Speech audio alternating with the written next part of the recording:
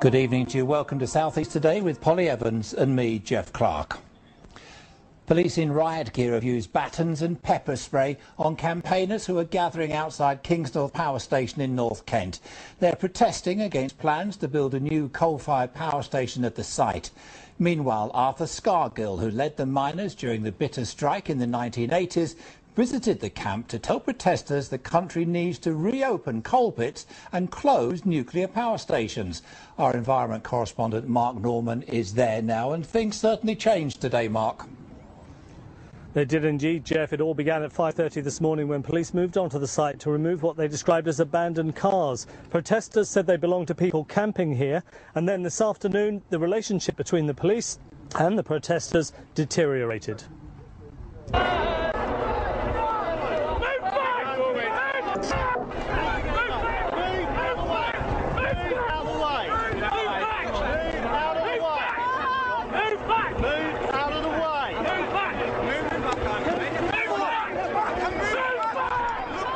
The police have entered through a back gate here. As you can see, they're trying to hold their ground in the middle of a field. The protesters are trying to remove them peacefully from the ground that they're camping on. To many people observing and to people camping on the site, it wasn't clear why the police had taken the action they had. BBC Television, can I ask you a quick question? Why you came onto the field at all? You can ask me. Whether or not I'm going to answer you is a different question. Well, I'm asking you, why did you come onto the field? We've come on set for the safety of the campers here. And what was concerning you about their safety? We had intelligence received to say that we needed to come onto the site. So currently now it seems a bit of a standoff. What's going to happen next? There's no standoff. We're just waiting to confirm what our next actions are, and then we'll go from there.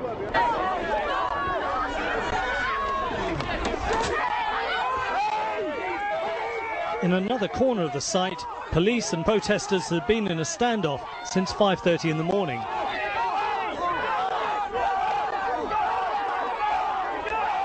It's a great pity because this should be an opportunity for a peaceful protest against a very serious issue, which is a proposal for a damaging coal-fired power station. And I think it's very unhelpful if on the one side the police are being provocative, on the other side if protesters resort to unlawful actions. So I hope in this country we have a situation where people are allowed to protest peacefully without any unwelcome consequences occurring. For much of the day, most of the camp was peaceful. Arthur Scargill made a visit, and most people were not involved in the skirmishes. However, protesters have vowed to shut down Kingsnorth Power Station on a so-called day of action on Saturday, so it's possible we will see more scenes like this in the days to come. Now, as I mentioned, Arthur Scargill visited the camp today. He spent 2 hours in a discussion forum with some of the protesters here, and I managed to grab just a few minutes ago a few words with him as he left the camp. I'm opposed to ending coal production, obviously. I'm opposed to cutting back on coal-fired power stations, and I wanted to impress upon the people here that the need is to close down nuclear power stations and have an integrated policy primarily based upon coal with at least 250 million tonnes per year, and that means opening new pits and reopening old pits that have been closed. Did any of their arguments about CO2 and it leading to climate change and obviously burning coal being a direct result of that persuade you at all?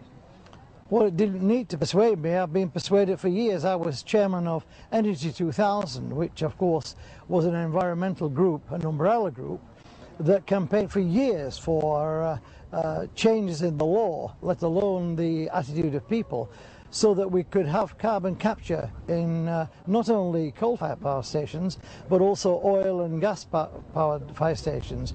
The important thing to remember is this, that if we extract from beneath our feet the over 1,000 years of coal reserves that we have, we can also take from that all the oil we need, all the gas we need, without having to depend upon foreign coal, foreign oil, foreign gas. And if we do that, we save billions of pounds for Britain.